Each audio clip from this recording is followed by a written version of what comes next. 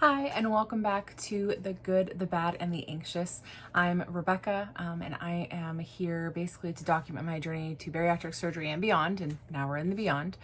I had the vertical sleeve gastrectomy on January 16th, 2021 at Blossom Bariatrics in Las Vegas. So my stats are down below in the description if you're interested, along with my Instagram link where that's where I'm the most active. I am almost 4 months post-op. I'm just shy of 4 months post-op. And yeah, so basically today's video is just kind of a quick check-in because it's been a little bit, and a little celebration as well, because I weighed in yesterday at 298.6 pounds. So I am officially under 300 pounds, which is amazing because I have not been under 300 pounds in I think 7+ years. So it's pretty exciting to, not see a 3 in front of my weight anymore. So I'm down a total of 81 pounds since my highest weight and 51 since surgery.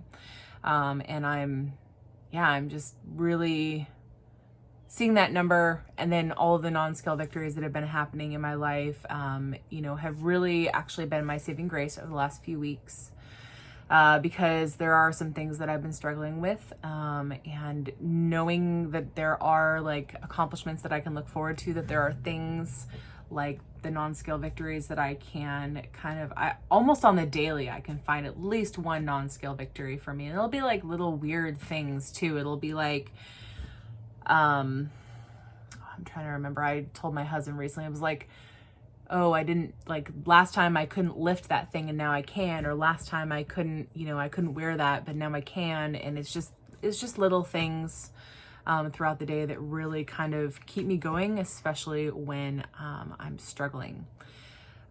So this whole video is not negative, I promise, but there are some things that I've been struggling through. Kind of the first of which has been exercise.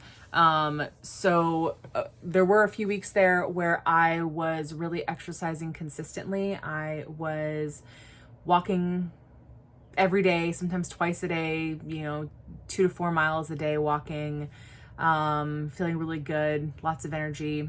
There were also, I was lifting a lot. I was lifting a couple days a week, I think. And I don't lift heavy right now. I'm lifting fairly light because, my body is still trying to work through some things, but I was still doing it and it felt great. And it felt, it felt really good. And I kind of was feeling invincible for a couple weeks there. Tons of energy, just feeling amazing.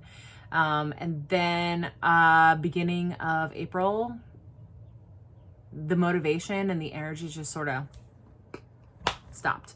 I don't really know what happened. I stopped walking quite as often. I was still walking almost every day. I was still walking at least 5 to 6 days a week, but I wasn't walking 4 miles a day. I was more walking closer to like 2. I would just walk on my lunch and I'd be like, that's good enough, because in the afternoons I was really tired and I just didn't want to keep walking. So, I don't know what caused that. I really don't. It could be a number of things, one of which I'll talk about here in a minute, but it could have also just been like the change in weather. All of a sudden it's warm out and I do at least 1.5 miles on my lunches, and it's the middle of the day. It is so hot. And I would come back from my lunches just like drenched in sweat. And so I think that kind of, my motivation kind of went down. So I stopped doing that as often. And then, just, I don't know what it was, honestly, but I can tell you that I did start to revert back to like where I was pre-surgery, which was a lot of like using exercise as punishment. So I would kind of I would get home at the end of the day. I'm exhausted. I don't want to go, for a walk. I don't want to go lift. And I'd be like, well, Rebecca, if you don't, like, you're a failure. That's what my brain would tell me.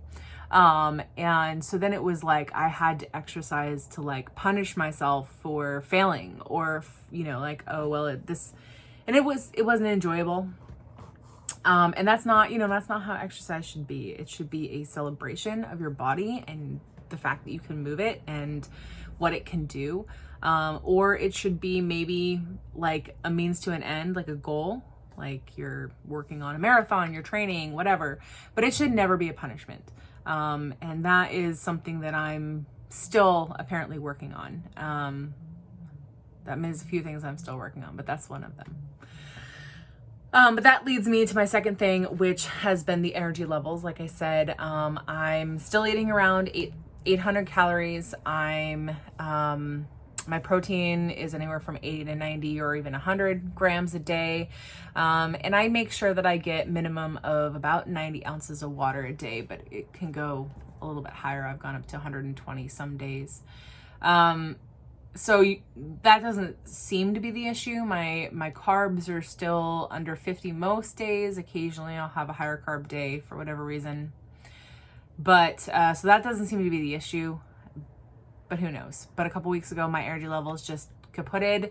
At first, I thought it was hormones because for the first time in my living body memory, which only goes back so many years, honestly, because I don't remember being thin. I know it happened. I know I was thin. I don't remember it. So I don't know if I've ever ovulated before, but for the first time in my current body memory, I ovulated. So I thought, oh my gosh, like this is just hormones, like things are really wonky. I'm on birth control. I shouldn't be ovulating, but things are weird. Things are weird. So I just kind of assumed that it was hormones that was making me super tired. But it hasn't gone away. So, and there's no easy way to check, you know, what your hormones levels are on a daily basis, after surgery. So, because they're just constantly doing this and you just have no idea. And yeah, so there's no way to tell if that's the cause at this point. I do have my 6-month labs coming up in 2 months, I guess. So they are going to check, you know, anemia, vitamin B, you know, those kinds of things, which could be the cause. But I take iron daily since I do have a history of being very anemic. So I take my iron and my vitamin C daily, and I make sure that I'm not taking my calcium, you know, within a couple hours of it, because that can mess with absorption. Like I do all the right things, but for whatever reason, I'm just tired all the time. And I'm trying to make sure that I'm getting plenty of sleep. So who knows? It could just be as simple as there's so much change happening in my body right now that it's taking a little while to catch up, and that I'm just going to go through phases of energy and no energy, whatever. But it's been a little bit of a struggle for me.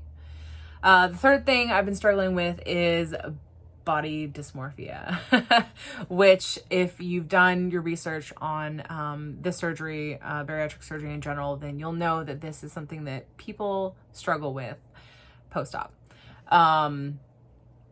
Basically, I still feel like I'm 380 pounds. I still feel like I'm 80 pounds heavier, but I'm not. Like I can do things that I couldn't do before, but when I look in the mirror, I still see the same person. Not my face. Every time I look in the mirror at my face, I do this weird double take. I'm like, who is that? So like, I don't recognize my face, or like maybe my shoulder area, because this is where I've slimmed out the most. But like when I look in the mirror at my belly, it looks just the same to me. And all I see is 380 pounds. And it's crazy to me because like I do have loose skin on my body already, but the loose skin is there's still fat beneath it. So it's not like loose skin when you see people at the end of the journey when they have like loose skin that they can manipulate. I don't have that yet, but I do, like you can see loose skin, you know, hanging from my arms, and in photos you'll see a lot of loose skin, but again, there's fat beneath it. So it's like, oh yeah, it's loose, but it's not that loose. And so I don't see the changes. I just see the fat, if that makes sense. Basically, like the only way for me to see those changes and to know like, yes, oh my gosh, look at you, you've lost 80 pounds. The only way that I can do that is comparison photos. So if you are just starting this journey and you're watching this and you're wondering, you know, what it's like a couple months down the road, take those photos. Do not shy away from the camera when you're at your heaviest, because you're going to want to see that. You're going to want to see those changes over time in photos, because the body dysmorphia is going to trick your brain into thinking, no, I'm still my heaviest version of myself. But the truth is you're not. So comparison photos, side by sides, is the only way I can be like, oh, right. You can see it. I can physically see the changes. I can see how different I look. And if you are following me on Instagram, you can head over there. I've got a bunch of those photos up on my stories under transformations. So you can really see the changes.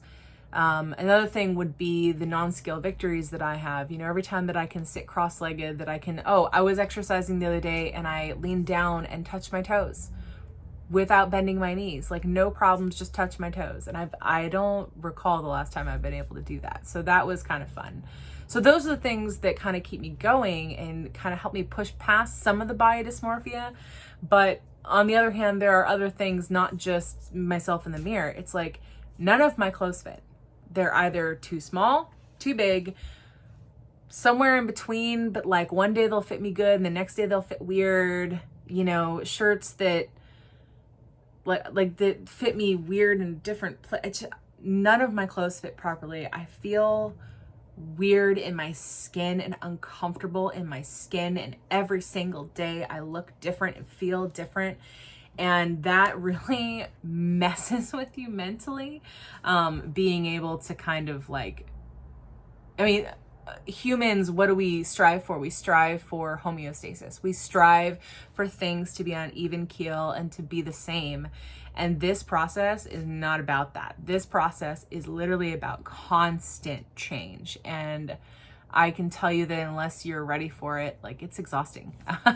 I'm loving it. I love the, what happens afterward. Like, I look down and I don't just see a giant stomach anymore. I see my boobs first and then I see a stomach, but like, there's actually I have a waist. It's crazy. There are things that I wearing shorts, feeling 100% comfortable in shorts. Like, who am I?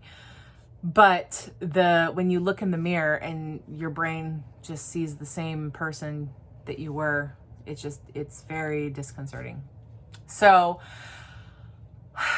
with all of that frustration, my goals for the next few months, sorry, there's probably a weird noise right now. It's just our sprinklers. My goals for the next few months are going to be about continuing my exercises, but varying them a little bit and not beating myself up over not exercising. So I plan to do some swimming. I just bought myself a brand new swimsuit, so we'll see how that goes. So I plan to do some lap swimming, which is something I used to do a lot. I was a water polo player, so that's kind of my thing. I plan to kind of go back to lifting a little bit more, refocus on that. And then, obviously continue walking, but I'm probably going to stop walking in the middle of the day because it's just too hot up here in Oregon now. So that is one goal. I'm going to try and see if I can, do some troubleshooting and figure out why I'm so darn tired, but that it is what it is. And I'm just going to keep plowing forward and doing the best I can. And then, of course, pushing through the body dysmorphia. It's the focusing on self-care, focusing on the positive self-talk, which if you go back and watch my last video, I think was on that subject. And just kind of focusing on taking care of myself and building a new relationship with myself and with food and with my body, because I struggle to not trust my body to do what it's supposed to do. And that is a kind of a constant thing for me that I'm working on. So those are my goals going forward.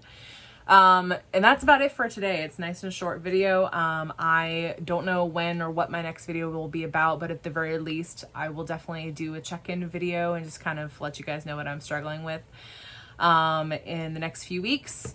And so thank you so much for watching. Don't forget to like and subscribe down below if you want to keep following my journey, and take care.